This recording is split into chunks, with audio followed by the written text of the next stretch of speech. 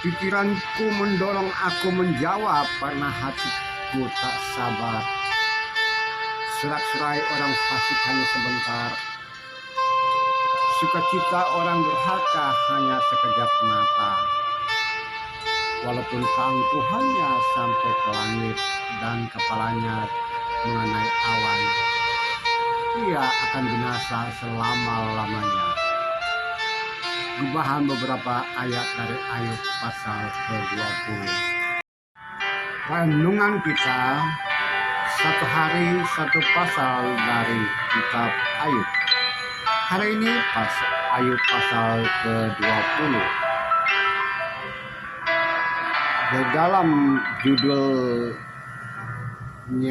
adalah pendapat Shofar bahwa orang fasik akan binasa. Agaknya ini Shofar melanjutkan pendapat dari Bildad dalam ayat 18 tentang kebinasaan yang dialami oleh orang fasik. Kemudian Ayub menjawab dalam ayat pasal 19. Kemudian Shofar mengulang lagi apa yang disampaikan oleh Elifas pada pasal 18. Mengulang tapi menambahkan dengan pendapatnya sendiri, pendapat Shofar. Nah, dalam bagian ini agaknya juga bahwa Shofar ingin menunjukkan kepada Ayub bahwa ini loh orang fasik, orang yang tidak percaya kepada Allah, orang yang tidak dengar-dengaran terhadap firman Tuhan, kesudahannya akan hancur, tidak ada lagi. Ya, kesudahannya akan lenyap, kemudian hilang tentu arah, tanpa arah tujuan. Dan banyak hal yang terjadi pada orang fasik. Nah, Shofar menjawab Ayub berdasarkan hatinya sudah tidak sabar untuk menjawab Ayub. Menurut Shofar, Ayub itu menjawab dengan tanpa akal budi, cenderung menghina. Ya, saudara-saudara dalam kemanusiaan, saudara-saudara yang Tuhan kasihi, saudara-saudara yang mengasihi Tuhan, Shofar ingin menunjukkan bahwa apa yang diungkapkan tentang orang fasik itu Ayub sudah tahu sebetulnya. Tapi jangan-jangan Ayub juga kini dalam derita dan penderitaan, dia mirip-mirip orang fasik itu tersebut. Nah, itu yang tidak boleh terjadi.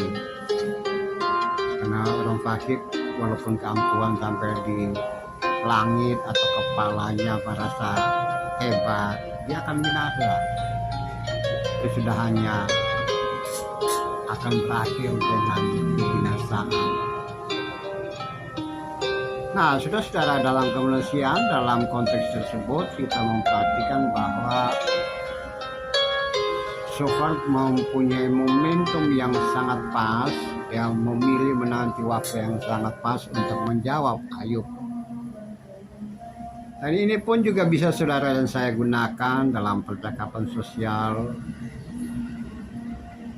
menjawab orang yang menghina atau merendahkan kita, bukan mengungkapkan secara langsung kepada orang tersebut, tapi justru kita melakukan menyampaikan melalui perumpamaan dengan tanda-tanda bahwa orang seperti ini, orang seperti ini. Nah, kalau kamu seperti itu, ya kesudahanmu juga sama akan seperti orang fasik tersebut.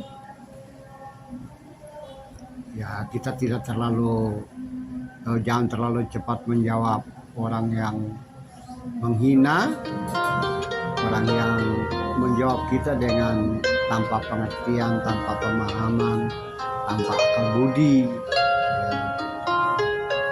Jawabannya langsung terhadap sesuatu yang tanpa data, tanpa pengertian, tak jelas, ya tantu arah itu malah mendatangkan debat yang tak berkesudahan.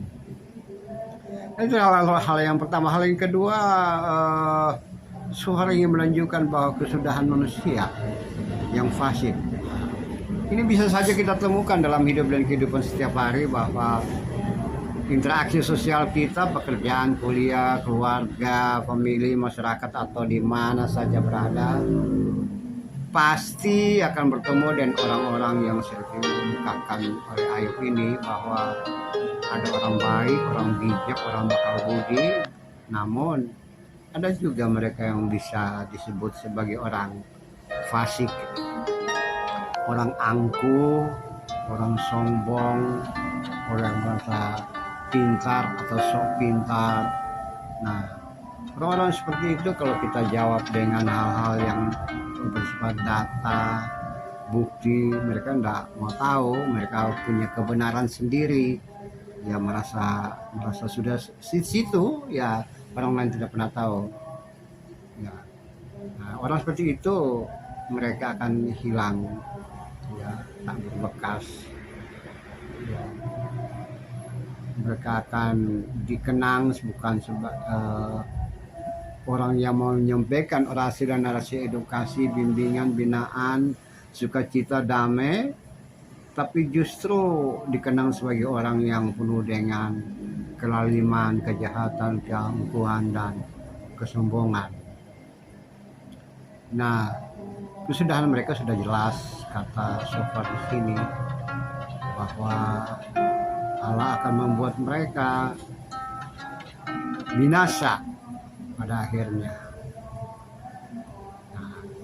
Nah, ketika saudara dan saya berhadapan dengan orang-orang seperti itu, tentu saja kita harus memperhatikan. Walaupun kita mau cepat menjawab, tapi kita memperhatikan, lihatlah apa sebetulnya yang diungkapkan, yang jauh dari etika, nilai-nilai moral, bahkan jauh dari sikap dan sifat orang beriman yang seharusnya melakukan itu, mengungkapkan kata-kata tersebut. Nah, orang-orang yang tidak layak itulah ya tidak perlu menjawab dengan hal yang bersifat mengumpat, mencaci atau mencemooh. Biarlah Tuhan yang melakukan semua. Yang pasti bahwa kesudahan mereka akan lenyap,